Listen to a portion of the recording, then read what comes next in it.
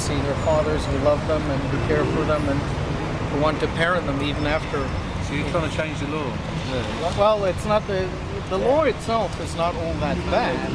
What we're trying to change is the way in which the judiciary interprets the law. The judiciary has the possibility of awarding residence for both parents, and it doesn't. In more than 97% of the case, the mother gets the residence. The judiciary has the ability and the power to fine mothers, as well as revoke the residence and give it to the father in the event that they prevent contact and are flouting court orders, and the judiciary is just simply not doing that. Women are going to jail for letting their children go truant. However, the judiciary does not seem to think that women should go to jail when women do not let the children have a relationship with their fathers. We think it is wrong. We think that our children suffer from that, and the statistics bear us out. The incidence of suicide, teenage pregnancy, drug abuse, violence, inability to form relationship, unemployment, all of that are substantially higher, large multiples compared to children who have been brought up having a relationship with their fathers. There are many studies on the effects of fatherlessness on this society, and somebody does not seem to wake up. You gentlemen have so much more work to do simply because of the breakdown in the family structure, simply because mothers do not let their children be around.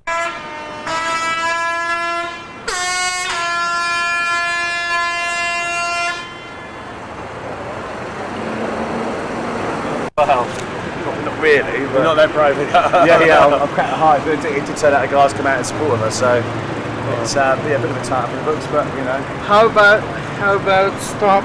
Yeah, that does stop. Yeah, a little bit less. Stop the war fire. But this is small, isn't it? Yeah, that's more. You need to be. Sorry?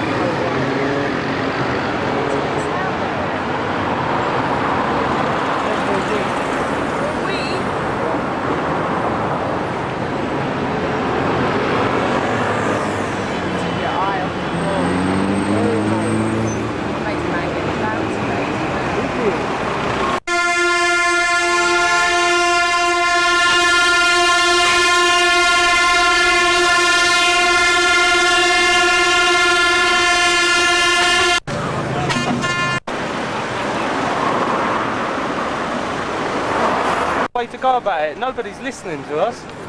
They have to do it. Yeah, he's going for it. He's going through the courts now. He's been going for it for years. Yeah, but it wouldn't make any difference really, would it? Surely it does. Security's been no more one there tight to take there. notice.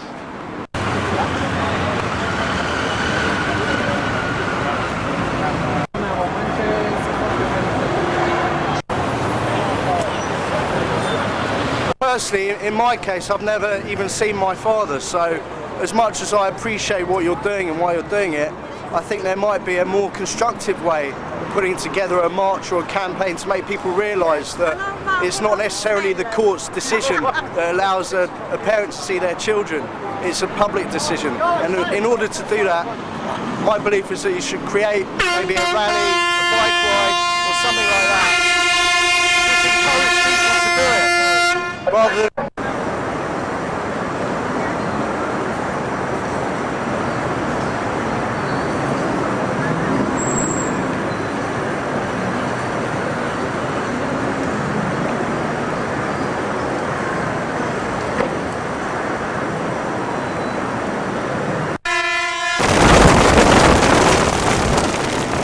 scene of widespread disruption just 2 weeks ago as David Blaine's 44 days in a box brought traffic to a standstill. Now a stunt by a lone protester dressed as Spider-Man has forced police to close Tower Bridge. Julie Gatenby is there for us now. Julie, I had to take a huge detour to avoid Tower Bridge. What is this man protesting about? Well, as you can see, Spider-Man behind me, otherwise known as David Chick, is campaigning for rights, better rights for fathers. He says he's been denied access to his 3-year-old daughter despite a court order allowing him to see her. He's gone up as Spider-Man because that's his daughter's favourite comic book character. This morning, he spoke to a fellow campaigner about his climb up the 180-foot crane. He's a tough old boy. He don't really like heights, but he's a desperate man. It was freezing cold last night. It was teeming down with rain and very slippery up there, very dangerous. But like any man, he will do anything to see his children. Julie, what kind of disruption is this causing now?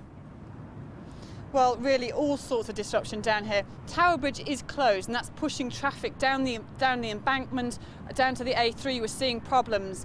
50-minute delays in this area, so try and avoid it if possible. The police say they are trying to get this man down, but until they do that, they cannot open Tower Bridge. Assad. Thanks very much for that, Julie.